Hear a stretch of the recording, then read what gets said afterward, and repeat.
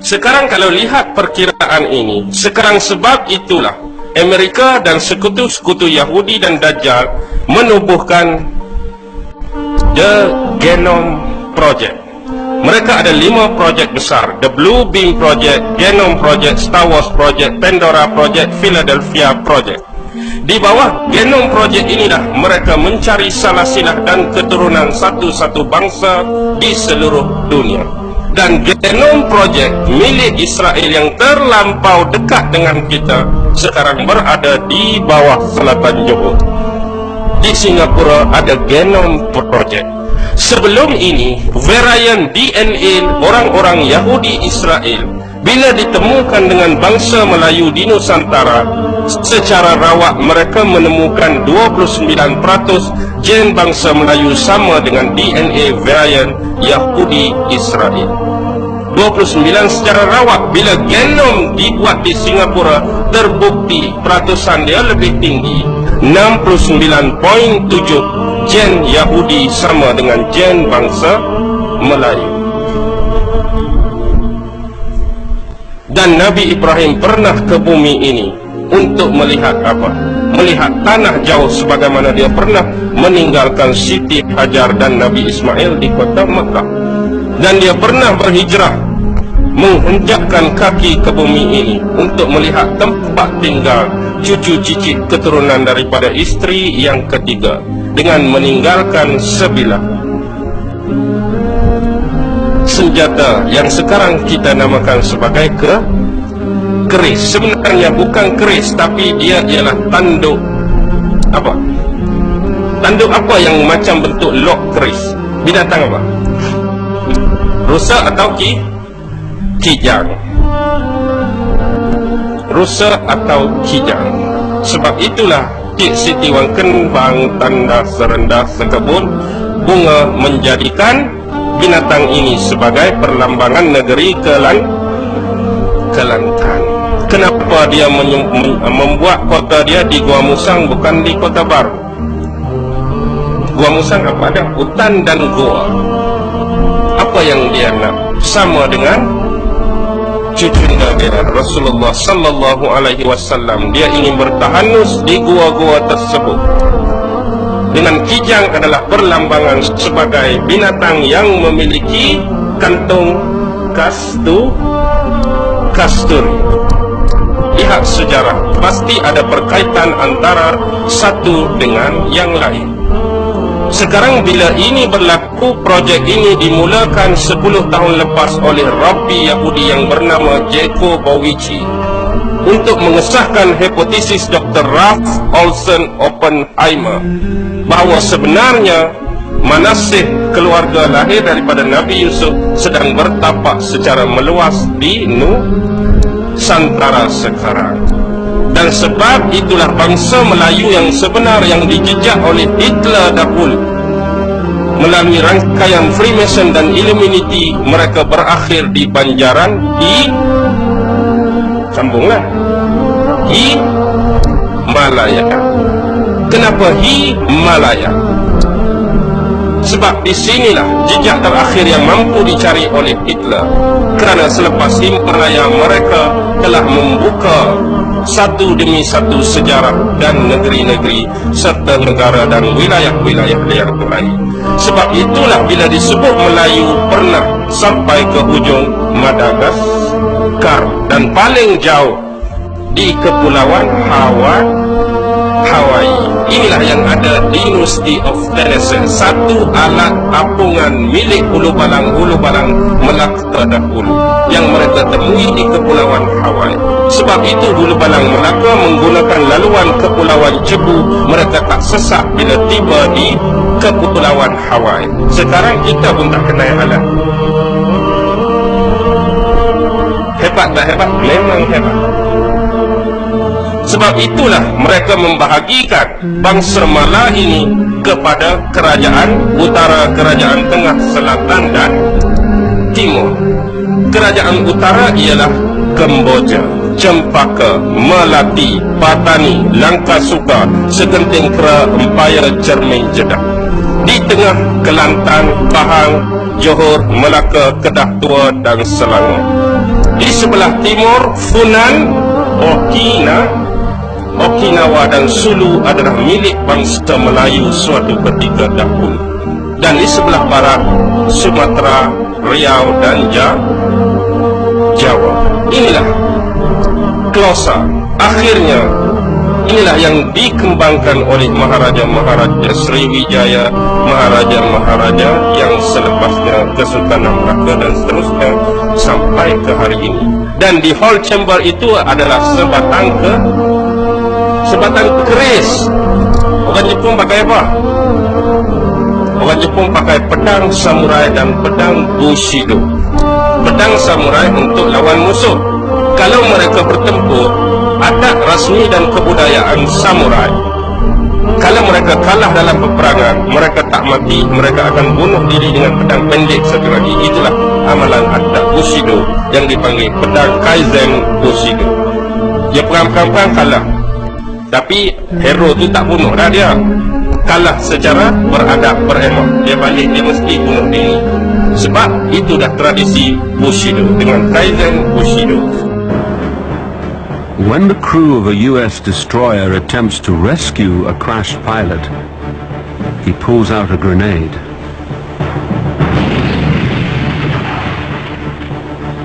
At home in Japan, newspapers and newsreaders. Sekarang di keris tersebut ada tulisan Rancho. Profesor Jim Moore dan Western University College of London, bila dia meneliti keris tersebut, rupa-rupanya ramuan untuk membuat keris tersebut ialah ramuan daripada besi 7 pa. Sudah besi 7 pa pula dah. Apa dia ramuan besi 7 pa? Biasanya pendekar dan hulu balang saja yang tahu. Apa dia rahsia besi 7 pa? Alif, bata, sa, saja sampai huruf pa. Itulah ramuan besi 7 pa. Pa tersebut ialah parang, pasak, pahat, pahar, pagar, paku, palung. Ingat ke tak ni? Parang, pasak, pahar. Saya pun lupa. Parang, pasak, pahar, pagar, paku, palung. Apa satu lagi? Pahat. Baik. Dalam ramuan besi 7 pa, semua benda-benda tadi ada 7 pa di depan.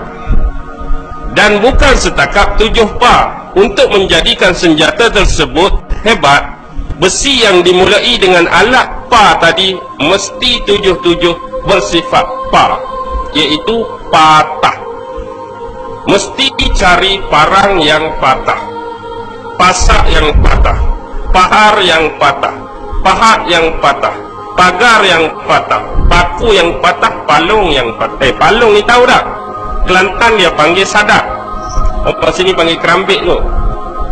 Dia macam ni. Kalau yang panjang, biasa kita tebas semak-semak tu, kita tak mau guna kan semak tu. Sadak ni dia ulu dia pendek, mata dia biasa orang tua cerut-cerut dia ni nak bagi lembu makan. Pendek sikit. Kalau panjang tu kita tak mau guna rumput tu, kita nak tebas bagi pendek saja. Niat pendek tu. Orang panggil apa? Kerambik apa? Kerambik lah kot. Kelantan dia panggil sadak. Itulah palung. Jadi benda tu 7 pa dah. Nak cari semua hak patah pula dah. Bila cari semua hak patah tadi, inilah ramuan besi 7 pa yang asli. Dia akan panas, dia akan didih, dia akan cairkan balik besi ni, lalu kita bentuk keris ke, sama ada kita nak buat patrang ke, sama ada kita nak buat badik. Tahu tak badik? Yang macam lawi ayam tu, dekat kaki ayam tu. Biasa kita akan pakai di jari, kemudian dia ada cekok sini. Itulah senjata terakhir yang akan kita guna. Kalau keris jatuh, parang jatuh, biasa pendekar dia akan ada badik. Badik hanya 3 gerakan. Leher, sini, urat keting bawah lutut tu. Dia akan potong tempat-tempat yang punca je. Leher, sini, bawah kelipatan betis dan paha. Memang akan KO terus.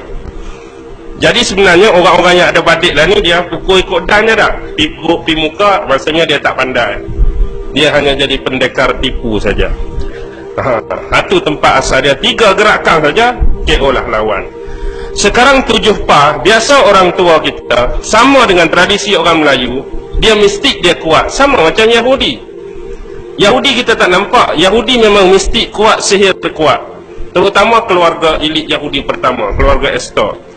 Kita pun dalam banyak-banyak, kalau ikut generasi hantu ni, rasa hantu paling ramai orang Malaysia dengan orang Indo ni ada.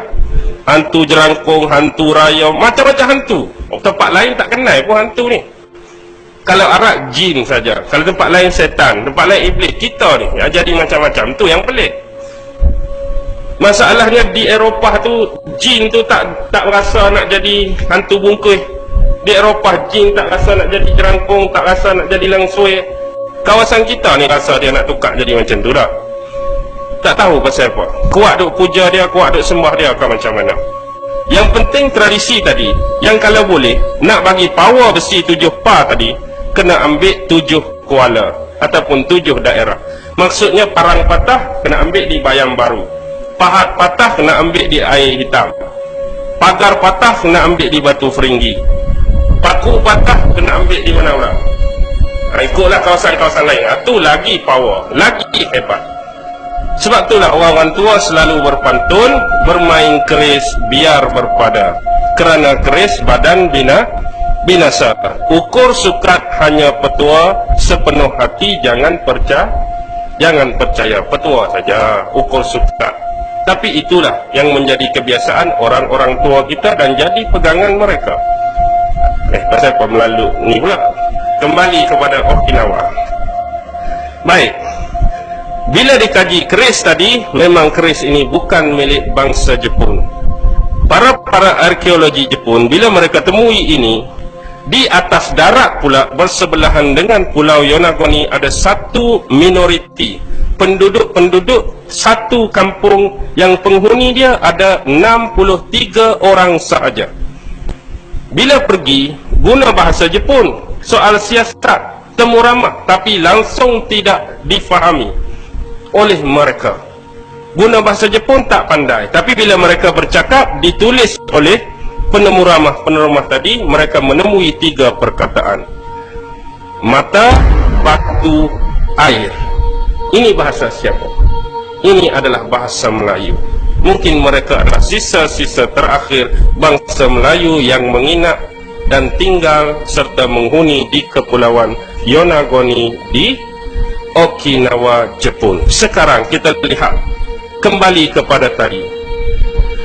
Banjaran Himalaya ini adalah destinasi terakhir Hitler menjejak bangsa Melayu. Himalaya adalah satu kawasan yang cukup indah. Sekarang lihat kepada bangsa ini.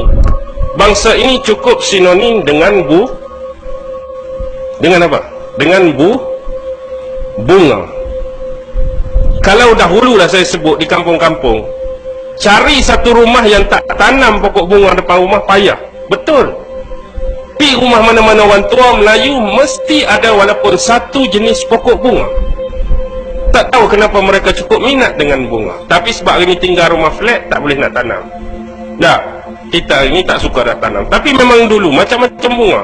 Terutama bunga raya ada, bunga melur ada, bunga ekor kucing. Lama dah saya tak tengok bunga ekor kucing. Rumah siapa ada bunga ekor kucing? Tak ada lah kot. Biasa dia duduk di tiang-tiang tangga rumah dah. Payah dah nak dapat. Banyak jenis bunga.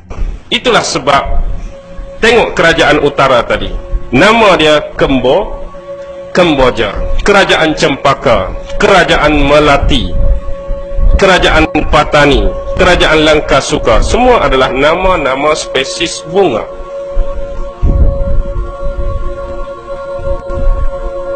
Inilah kekuatan bangsa Melayu. Baik, sekarang saya matikan di sini untuk tak mau jadi lebih. Sekarang saya nak bincang tentang prodigi. Tahu tak apa itu prodigi? Prodigi ialah bukan orang yang guna lain digi. Bukan dia tu prodigi.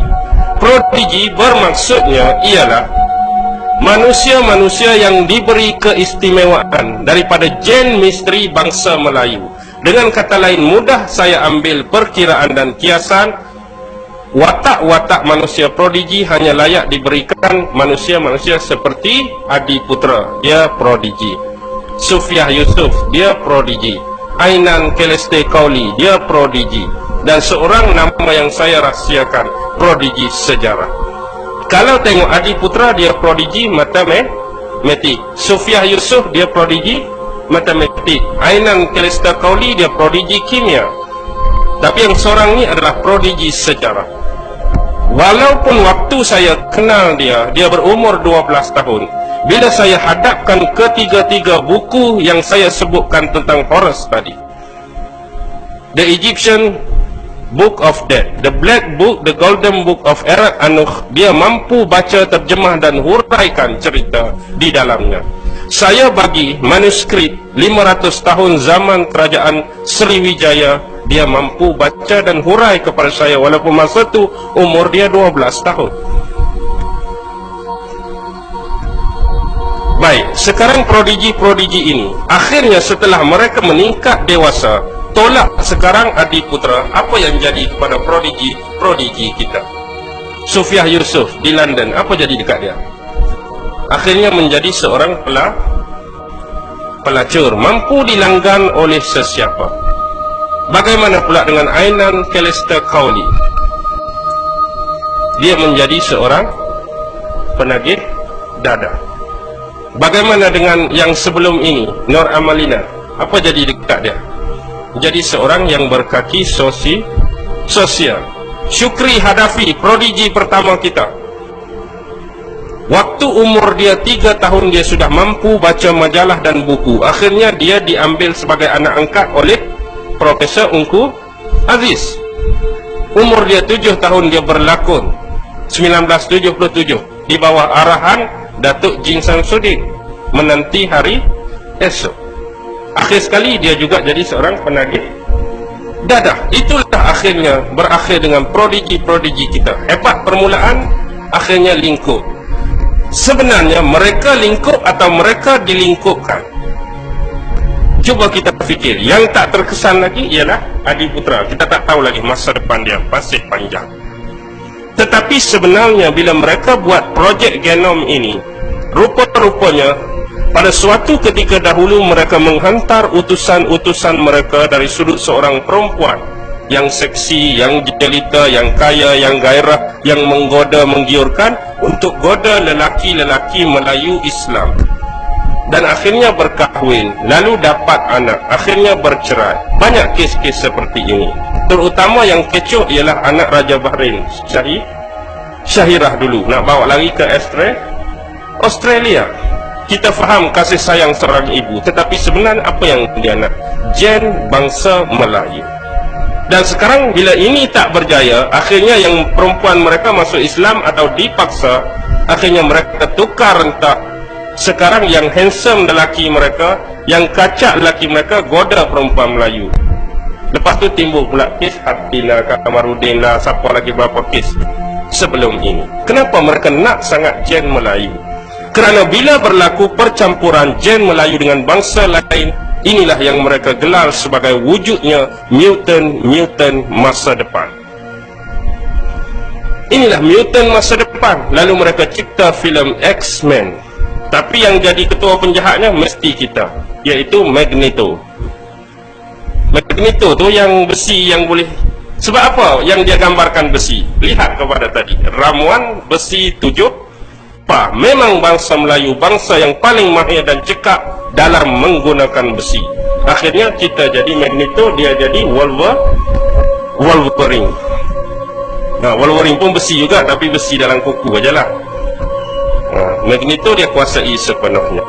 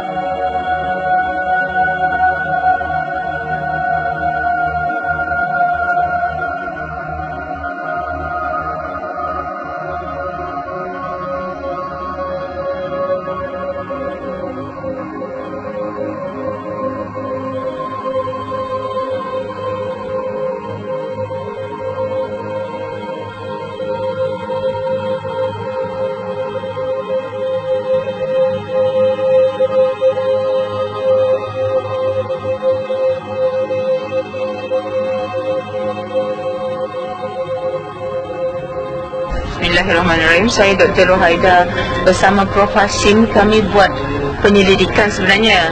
Belum terfikir nak buat buku. Kami ingat nak buat dokumentari tentang Hang Tuah, tentang mendamberahi kapal dia. Kemudian bila nak buat sesuatu tu kita kena buat kajian kan. Jadi saya buat kajian dulu tentang penemuan keris di Jepun. Kami pun tak dapat pasti itu keris Melaka, tapi saya berhubung dengan Kementerian Pendidikan Jepun. Kebetulan saya boleh berbahasa Jepun. Mereka kata bukan saja keris, kita ada buku yang dipanggil Rekidai Hoan. Rekidai Hoan ni ialah catatan kerajaan Jepun dulu bernama Ryukyu di bawah jajahan Cina tentang perjalanan Maharaja di sana. Buku tu ditulis dalam tempoh 444 tahun daripada 1414 rasanya sehingga 444 tahun ditulis. Dia kata dalam itu ada 10 pucuk surat perhubungan diplomatik antara kerajaan Ryukyu dengan kerajaan Melaka. Jadi saya kata kami nak ambil yang Melaka tu, dia terus email, kerajaan Jepun terus email pada saya berserta dengan translation dia. Bila dibaca translation tu, ada dicatat pengkaji yang buat Rekidai Hoan ni bukan saja catatan Melaka tu, setiap contohnya surat Hang Tuah tu Loksimana Maraka Loksimana Heikaju Rokunen. Heikaju Rokunen tu maksudnya 1480. Dalam hikayat Hang Tuah memang dinyatakan Hang Tuah ke Ryukyu, kerajaan Cina, tapi tak dinyatakan tarikh. Bila dah ada surat ni kita confirm lah memang betul hikayat tu benar, tapi cuma tidak ada tarikh. Jadi bila baca dia punya translation tu, ada pula dinyatakan the Laksmana is the famous man that was written in Alfonso de Albuquerque commentaries. Jadi dia tulis di situ Laksmana Huang Tuah, dan dia tidak nyatakan itu Cina. Dia kata dari Melaka. Bukan dia kata Hang Tuah tu Cina, maksudnya Hang Tuah tu Melayu, Laksmana of Melaka. Jadi kami cari buku Alfonso de Albuquerque ni. Buku tu pun menyatakan pada 1511 Hang Tuah tu hidup lagi, umur berusia 80 tahun, nak kembali ke Melaka. Tapi Alfonso tahan dia di Sungai Muar kerana dia ada uncommon capabilities. Jadi kami nak cari lagi, betul ke dia begitu gagah hingga digerungi oleh Armada Portugal ni. Cari satu lagi buku yang bernama Suma Oriental. Suma Oriental tu ialah catatan pedagang-pedagang Portugis yang bernama Tome Pires yang menulis tentang kegagahan Laksmana Melaka ni. Jadi sahlah dia tidak, Laksmana yang bertugas semasa Sultan Mansur Shah dan Sultan Alauddin hanya Laksmana Hang Tuah. Saya tak jumpa lagi Laksmana siapa yang bertugaskan. Jadi Hang Tuah ni pergi 1480 ke China mewakili Sultan Alauddin. Sultan Alauddin ni cucu Hang Tuah melalui perkahwinan Sultan Mansur Shah dengan puteri Laksmana. Itu tercatat juga dalam Suma Oriental. Jadi kita tak dapat baca. Jadi buku Suma Oriental ni buku kurun ke-15. Buku Alfonso pun semasa dia menakluk Melaka. Buku Alfonso ni lah diary Alfonso de Albuquerque. Setiap hari dia menulis diary, termasuk bila Hang Tuah nak datang ke Melaka tu. Jadi dapatan ini bukan berpandu pada hikayat Hang Tuah. Dapatan dari buku ni melalui research saya dengan Prof. Hashim ialah dapatan daripada luar negara, daripada Okinawa yang dulu nama dia Ryukyu. Sebab tu saya tulis Okinawa. Sekarang Ryukyu ni di bawah jajahan kerajaan Jepun. Kerajaan Jepun dah namakan Ryukyu ni Okinawa. Kita tak boleh tukarlah Ryukyu balik. Ryukyu dah tak ada dalam sejarah Jepun. Jadi tetaplah kita tulis catatan Okinawa. Jadi bacalah buku ni, kan kita tahu betapa gagahnya Laksmana Hang Tuah.